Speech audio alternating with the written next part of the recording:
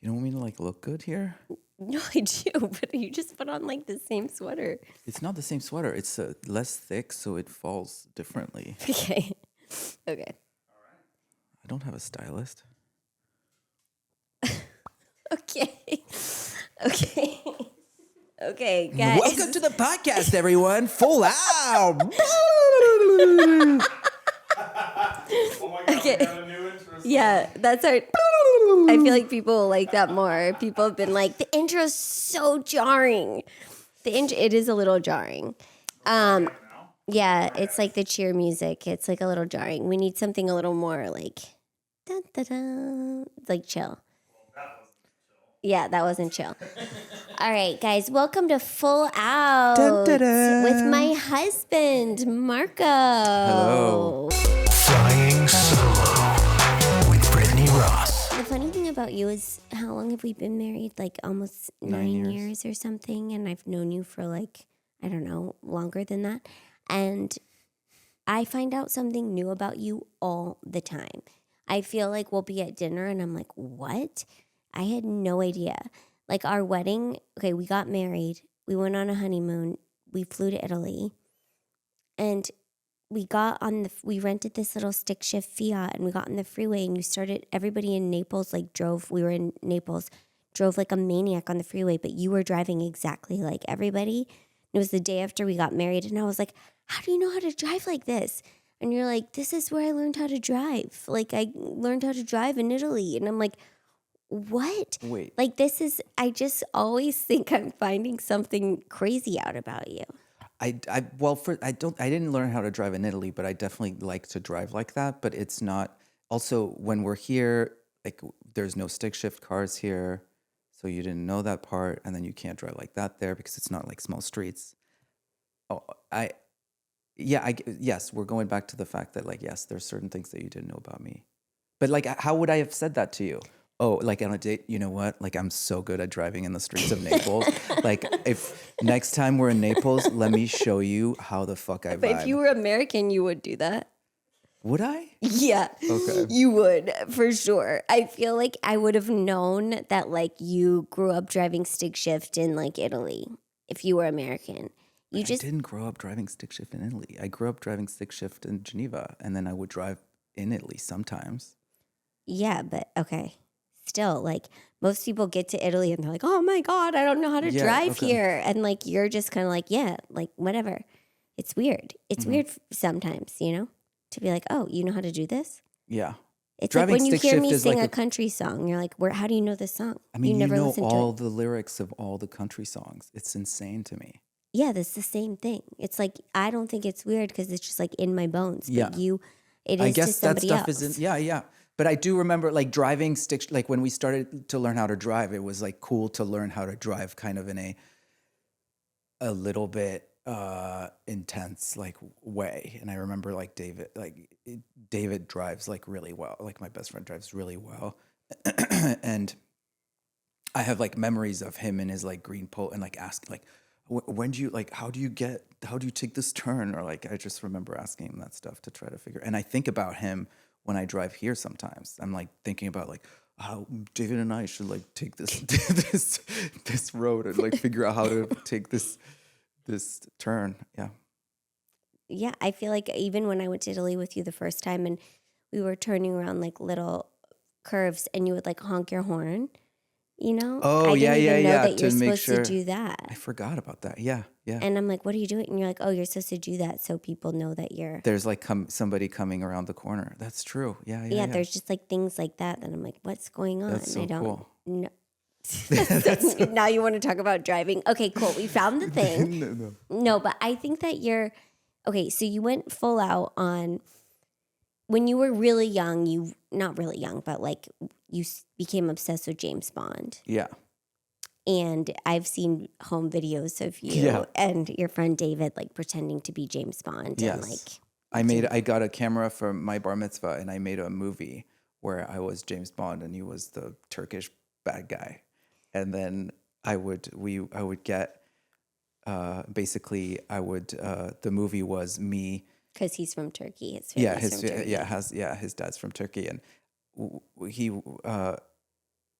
and I would, he would be like, the movie was basically me at the end of like whatever Bond movie would be, which is like getting into the bad guy's lair and killing the bad guy.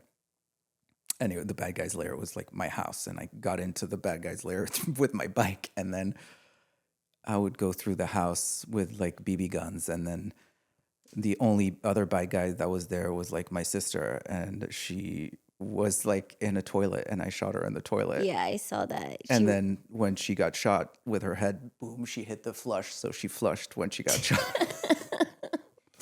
And she was on the toilet reading a comic book.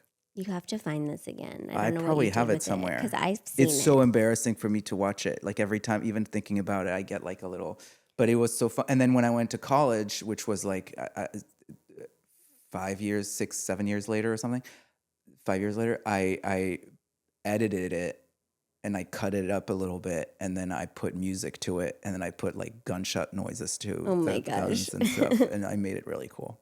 Okay, so maybe we can find it. Yeah. But I feel like you were so obsessed with James Bond. Like now it comes out in like you have like no, you like to wear the same. You like to find like pieces of clothing that they wear in the movies and track Yes. them down and buy Yeah. them. Yes. And then some guys, and then I see guys who do the same thing. No, There's another therapist where I work at he was wearing one of the jackets, and I was like, I like your jacket. And he was like, yeah, I love it. It's so good. And I got it because it was James Bond. Did you have that jacket? I didn't have, I tried it. I was like, I tried it on, but it wasn't like the so right fit weird. for me. Yeah. It's so funny. It's like parallel. Okay, so it's a thing people There's a do. whole world out there. There's like YouTube channels of like guys like just there's a guy, his YouTube channel, I'll plug it, whoever's watching this. It's called the Bond Experience. Bond Experience? Yeah, or something. And this guy, his basement is like a shrine to Bond, and he collects, and it's like organized by movie, and like, do you want to have the Bond Experience? You should have him for Full Out. Like that's mean, like you he can't is get more Full Full Out. Out than that guy. That's true. I feel like David Zarinsky, I think is his name. I can't believe I know this guy's full name. That's so funny. so you're still obsessed with that. Then but I also think Not as much, but not as much. You decided to get rid of the James Bond coffee book table like a few years ago, maybe when we moved. And Coffee book table? coffee table book. There we go. And you see, English is not his first language, but he corrects But I me listen all the time. because I listen. Okay, well, you one thing that you went really full out on that you don't think you went full out on is skiing, and you're a really good skier. You were on the Swiss ski team. I was not on the Swiss ski team. See, this is the thing. Like, I was not on the Swiss ski team. Okay, well, you weren't. No. I feel like you were. I was not Okay. on the Swiss ski team. Well, you were really good you were on a ski team. Oh no! What In I was, Switzerland. I skied in France, Okay. and then I trained to compete in the events where where people who didn't live in the mountains would like basically city kids who ski. Mm-hmm. There was like a big event in France every year, and all city kids would race against each other. But like I was good, but I never won that. I did pretty badly at that. My friend who I trained with won that a bunch of times. Yeah, but you skied in Switzerland though. Yes, a little bit, but I would mostly ski in France. Is Megève in France? Yeah, Oh, what? yeah. I've been there. I thought it was in Switzerland. It's okay. Anyways, so basically you would get picked up from school. We would go every weekend. We would go up like from, I don't know, end of November or maybe December to March. And then we would ski. I would train like Saturday and Sunday. But you would go like up in your pajamas. Yeah, Friday nights we would put our pajamas on and drive up and then go to bed there and then wake up in the France. morning in France. And ski all day. And ski whether it was raining, like snowing or nice out. Yeah. And we would ski a lot. and I really liked it. But I've never been like a crazy competitive person. I think I am, but I'm like somewhat competitive. But I didn't love to practice. I like to have fun, and I like to enjoy myself. And then I would take it seriously when I was racing. But I've never been somebody who was very good at like just practicing. You weren't like, oh, I want to win. I'm going to No, I practice wasn't a serious. ton. Yes, I wasn't serious about practicing. I didn't really understand that to win, you had to practice. It's almost like I felt like it's either you had it or you didn't. Oh, you thought it was just like innate. Yeah. But you were really good, though. I was about good. like how I feel like you've told me before that you cared about how you look, how like your form skiing, Yes, more than like being the fastest one. yes. Because when I look at people skiing, what I love is seeing people who do it, and it looks like the gracefulness of people who ski really well. You are really graceful, a very graceful person. Thank you. When we went to Miami, I felt like I was in Pretty Woman because I was like terrified. It was so scary for me to be there in Miami at the apartment. Like, I just was like, I've never really been around this kind of life. And it freaked me out so much that I wanted to like run away. I wasn't like excited by it. It wasn't like a turn on or like a, oh, wow, like I met this like wealthy guy. It was more like, I like this person. I don't like this thing. It's freaking me out. And like, I want to get out of here. And I like fought us being together for a really long time because of it, because it was so scary to me. But it also made me be like, oh, this is who you are. Like and then when I went to Switzerland the first time, I was like, oh, you're just European. Like you make more sense to me after seeing you on your home turf. But I do think that when we went to Miami, what was I even going to say about? Oh, I saw you swim laps in the pool. And I was like, oh, that's how rich people swim. You want me to cut that out? But I did think that. And I was like, oh my God, I was on swim team growing up. Like, I think I know how to swim, but I do not know how to make it look as elegant as that. Like I think it's actually maybe just, you have a way of moving through the world that is so elegant and graceful. And when you ski, you're like the most graceful person on the mountain. You went skiing with me and my Arkansas cousins, and the first time I ever saw you ski, and they were like, he's the nicest guy on the mountain. Like, he's so, like, look at him go. Like, they know how to ski. They're good skiers. And you're just like, woo, flying down, just let me help you with your ski. Boop. Let me help you, snowboarder, pull you along. Like, let me help you up. And like, let me help you get out of your ski, your boots stuck, just to strangers. And you're just like floating down. You just like float through the room. But when I saw you swim, I was like, okay, you're just so like flat when you swim. You do freestyle flat, like perfectly. It's crazy.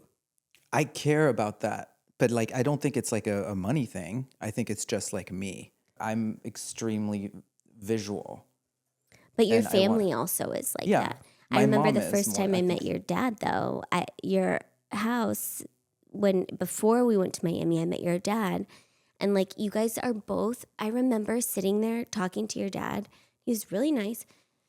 But the both of you are like, yes. And I just felt like I was like, yeah. And so like, listen to this. I'm going to talk with my hands. I'm going to move all around. And you guys are like, I was like, oh my God, I'm moving too much. I'm moving around too much. I'm Were you like freaking out? Yes. I'm still freaking out. Like 10, 12 years in, I'm still freaking out. I'm like, okay. I mean, Marco has been giving me I've been joking that you're giving us debutante classes at dinner because you're teaching her how to like eat properly. There's a lot of things I've learned about how to eat properly at the table. Are you grateful? I sometimes wish I didn't know. I think Oh, really? Like what?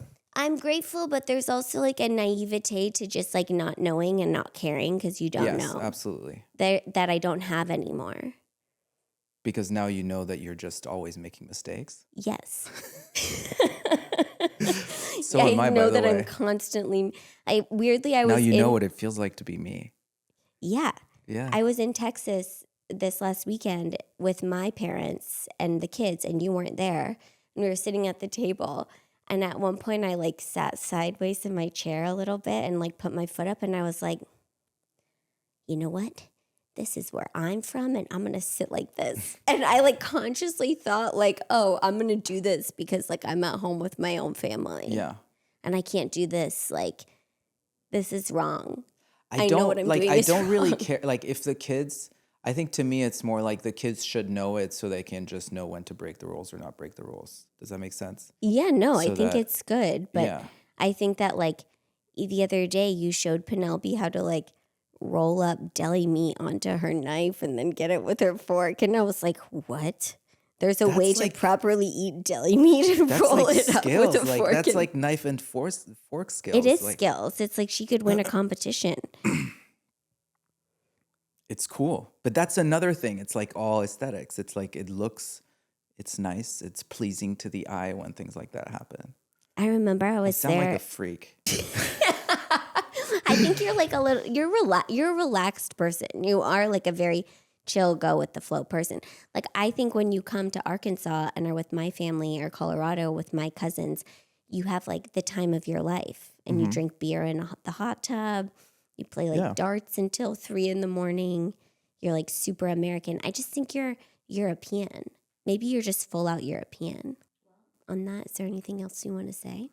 We didn't talk about like, I thought we were going to talk about like stand up. Oh, okay. Or You stuff have like 3 that. minutes to talk about stand Oh up. no, that's okay. No, you should talk about stand up. You did full out go become obsessed with stand up. Yes. When I was like a kid, like I would fall asleep listening to like different French stand-ups, and then I got into like American stand-ups, and that's how. But we've talked about this on the on it before. I think so. Oh, okay, so never Yeah. mind. Yeah, But that's kind of how you learned English. yeah. That's how I learned like rhythm and like kind of comedy and that kind of stuff. Yeah, from listening to that. Yeah. It was super helpful. And when people ask me like what to do, like how to learn a language, I always tell people to listen to the stand-up in the language that they're trying to learn. Yeah. I've tried to do that. It's kind of hard. It is really it's hard, really yeah. hard. Yeah. I think that you were obsessed with this one stand up, Gad. You and your Oh friends. yeah, like growing up, yeah, And then I did a TV show with which this was guy. insane. It was insane to me. Yeah, and we were shooting like very close to our house. Yeah. And you like drove by set a few I times. tried to see if I could see him. I couldn't believe it. Like you had no idea who he was. You did all these scenes with him, and like I knew who he was because of you. yeah. I But to think us, he was like a god. Yeah. He really was. Like he was in like the most successful film, especially in like the Jewish community, like in Europe. Like he was like one of the most successful like film like comedies about like Jewish people, and then his stand up was amazing, and it was like very relatable because also he's from like Morocco and my family's from Egypt, so there's like stuff. Some Middle Eastern vibes there that like I feel I have in my blood, but like he was like a Yeah, actually, for your college at Northwestern, didn't you transcribe? oh yeah. For an audition at Northwestern, I translated one of his like sketches, and I did it In English. in English. Yeah, Yeah, it's so funny. yeah. I feel like there's actually like after I did this show with this guy, I was like, oh, there's a lot of similarities about how you move and how you talk and like your sense of humor to him. And there's like a little bit of like a looks like from the side. You guys kind of look the And same. he's super it's weird. physical too. Yeah, like, it's interesting. Chaplin-esque. Chaplin-esque, yeah. Okay, well, Okay. we'll have to have you back. I'll see if I can track you down. Thank Gotta you, go. everybody. Love you. Thanks for doing this. Yay, love Bye. you too. Bye.